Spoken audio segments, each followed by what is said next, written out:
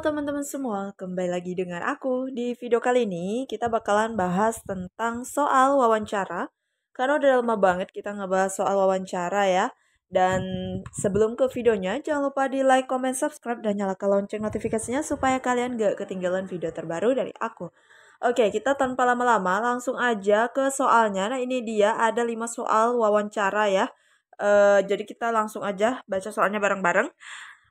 Oke, untuk mempersingkat waktu teman-teman, aku punya trik yaitu apapun soalnya, mau sepanjang apapun soalnya, kita baca dulu pertanyaannya teman-teman ya, apa yang ditanyakan. Nah, yang ditanyakan adalah upaya yang akan Anda tempuh sebagai ketua organisasi. Oke. Nah, kita sebagai ketua organisasi apa upaya yang bisa kita tempuh terhadap case ini, teman-teman. Oke, kita coba baca case-nya ya, teman-teman. Anda adalah ketua organisasi, kebetulan organisasi Anda melakukan penggalangan dana kemanusiaan, akan tetapi terjadi masalah saat pencairan dana.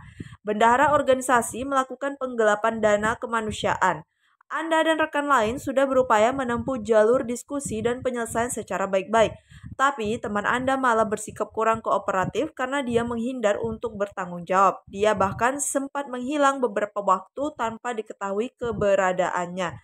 Nah, kita sebagai ketua, apa yang harus kita lakukan terhadap situasi ini, teman-teman, dan permasalahan ini? Nah, kita lihat optionnya. A. Memberikan klarifikasi kepada donatur tentang kejadian yang dialami organisasi Anda, lalu melaporkan kepada pihak berwajib. Kemudian yang B. Melaporkan kepada polisi agar ditindak karena rekan Anda telah melakukan tindakan kriminal.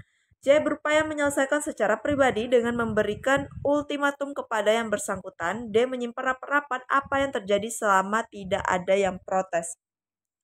Oke teman-teman, soal ini tuh tujuannya adalah untuk melihat sikap tanggung jawab kalian ya sebagai pemimpin organisasi teman-teman dan bagaimana ketegasan kita dalam menyelesaikan masalah. Nah, di sini jawaban yang paling tepat itu poin 4 adalah yang A, teman-teman. Memberikan klarifikasi kepada donatur tentang kejadian yang dialami organisasi Anda. Lalu melaporkan kepada pihak berwajib. Nah, itu adalah menunjukkan sikap bertanggung jawab ya. Dan juga mengambil tindakan yang tegas yaitu untuk melaporkan bendahara kepada pihak yang berwajib, teman-teman. Nah, jadi poin tertingginya itu adalah yang A. Lanjut ke soal nomor 2. Oke teman-teman, kita lanjut ke soal nomor 2. Kita langsung aja baca pertanyaannya. Menyikapi hal ini, maka Anda... Oke, kita lihat nih apa yang kasus yang harus kita sikapi teman-teman. Oke, kita baca ya.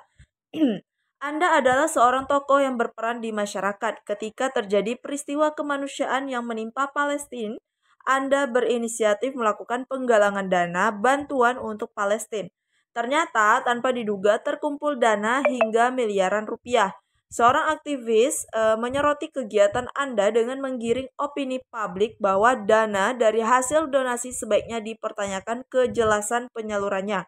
Karena bisa saja dana tersebut digelapkan. Tentunya pernyataan ini secara tidak langsung menyinggung bahwa donasi yang Anda kumpulkan kemungkinan bisa digelapkan. Nah, bagaimanakah sikap kita terhadap kasus ini, teman-teman? Nah, soal ini juga bertujuan untuk menunjukkan sikap jujur dan terbuka terhadap hasil donasi tersebut ya, teman-teman. Nah, di sini poin tertingginya itu adalah, oke, kita baca optionnya dulu ya, teman-teman. Yang A, memberi klarifikasi di media sosial. B, melapor kepada polisi tentang tuduhan pencemaran nama baik. C. Segera melakukan audit dan memberi klarifikasi disertai bukti agar jelas dan transparan. D. Memilih diam dan tidak akan mengklarifikasi apapun. Nah, teman-teman, di sini supaya kita menunjukkan sikap jujur dan terbuka, maka poin tertinggi itu adalah yang C, teman-teman. Segera melakukan audit dan memberikan klarifikasi disertai bukti agar jelas dan transparan. Nah, ini tuh merupakan sikap terbuka ya, teman-teman, dan juga sikap yang jujur. Oke, jadi poin tertinggi yaitu poin 4-nya adalah di option C. Oke, teman-teman, kita lanjut ke soal nomor 3. Nah, kita langsung aja baca ke pertanyaannya. Guna meningkatkan pelayanan, maka langkah yang Anda tempuh sebagai pimpinan adalah. Oke, kita lihat nih pelayanan apa yang harus ditingkatkan. Kita baca, masyarakat sering mengeluh bahwa proses pembuatan surat menyurat maupun dokumen dirasakan rumit karena mereka harus bolak-balik dari kantor ke kantor lain untuk mengurus dokumen. Hal ini membuat mereka sering enggan mengurus dokumen, bahkan memanfaatkan calo dengan membayar sejumlah uang untuk mengurus dokumen. Nah, jadi intinya itu adalah bagaimana cara kita bisa ya namanya menyelesaikan masalah ini ya, yaitu pengurusan dokumen yang lambat ya, sehingga teman-teman banyak memanfaatkan calo teman-teman.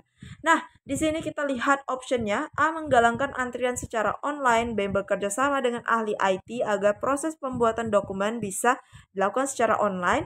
C. Menyatukan kantor pelayanan dalam satu gedung dan membuat layanan online dalam pengurusan dokumen. D. Memilih untuk menambah jumlah loket pelayanan. Nah, soal ini itu bertujuannya untuk mengubah pelayanan tersebut ya. Kita sebagai pimpinan perlu dipertegas kembali dan sikap kita untuk memberikan alternatif atau solutif dalam persoalan tersebut, teman-teman.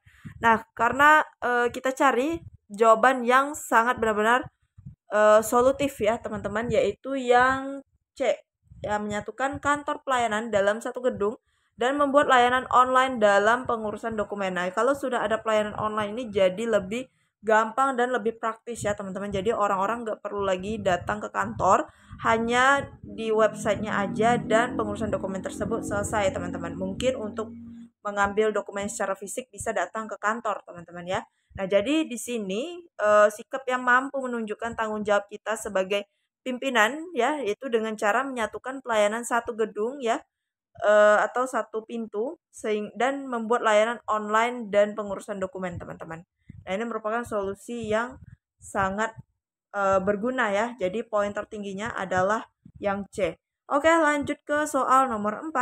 Oke teman-teman, lanjut ke soal nomor 4. Kita langsung aja baca ke pertanyaannya. Menurut Anda, pegawai yang baik adalah pegawai yang... Oke, ini tuh menunjukkan, soal ini tuh tujuannya adalah untuk menunjukkan persepsi mengenai pegawai yang baik. Ya teman-teman, nah pegawai yang baik itu harus memiliki integritas yang tinggi ya teman-teman.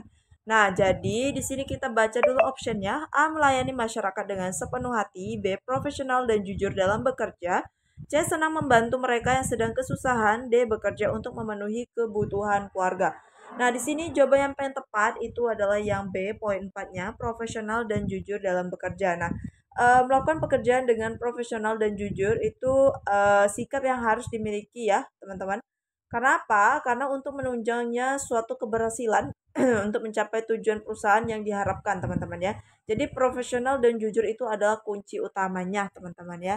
Dan juga berintegritas tinggi. Nah, jadi jawaban nomor 4 tertinggi ada di option B. Oke, kita lanjut ke soal yang terakhir. Lanjut kita ke soal yang terakhir, kita baca bareng-bareng. Saat Anda sedang tidak sibuk, secara mendadak Anda diminta menggantikan teman yang sedang dirawat di rumah sakit. Maka Anda, tujuan soal ini dibuat adalah untuk melihat kemampuan kita dalam menolong dan peduli terhadap situasi tersebut ya. Dan apakah kita bersedia untuk menggantikan teman tersebut atau tidak. Nah, di sini kita baca dulu optionnya. A. Mempelajari tugas tersebut sebelum menerima. B. Dengan segera menyanggupi untuk menggantikannya. C. Meminta untuk mencari teman lain yang dapat menggantikan. D. Mencarikan teman lain untuk menggantikannya. Oke teman-teman, di sini jawaban yang paling tepat itu adalah di option B. Dengan segera menyanggupi untuk menggantikannya ya. Jadi sikap yang tepat dan peduli atas situasi yang terjadi karena kita bergegas ya dan bersedia tanpa menimbang-nimbang dulu tugasnya. Jadi tuh begitu kita secara dadakan disuruh minta ganti, kita harus menyanggupi teman-teman ya, kayak gitu. Nah, jadi poin tertinggi itu adalah yang B. Oke teman-teman, segitu aja 5 soal dari aku. Semoga bisa bermanfaat buat kalian untuk persiapan P3K tahun 2023 ini. Dan juga yang bertanya-tanya apakah ada e-book khusus untuk P3K Bidan tahun 2023? Ada ya teman-teman, tapi lagi on process. Jadi nanti kalau misalnya udah launch, aku bakalan umumin di YouTube aku. Nah, buat kalian yang mau try out nih persiapan ya, sambil menunggu bukunya launch, teman-teman kalian bisa bergabung ke try outnya Sobat P3K. Caranya gimana? Gampang banget. Di situ udah ada try out untuk perawat dan juga bidan.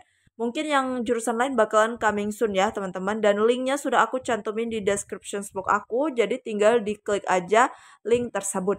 Oke teman-teman, aku mau ucapin terima kasih banget buat kalian yang selalu nontonin video aku. Dan yang udah subscribe, terima kasih. Yang belum subscribe, jangan lupa di subscribe dan dinyalakan lonceng notifikasinya supaya kalian gak ketinggalan video terbaru dari aku. Oke teman-teman, sekian aja dari aku. Terlebih terkurang aku mohon maaf. See you next video. Bye-bye.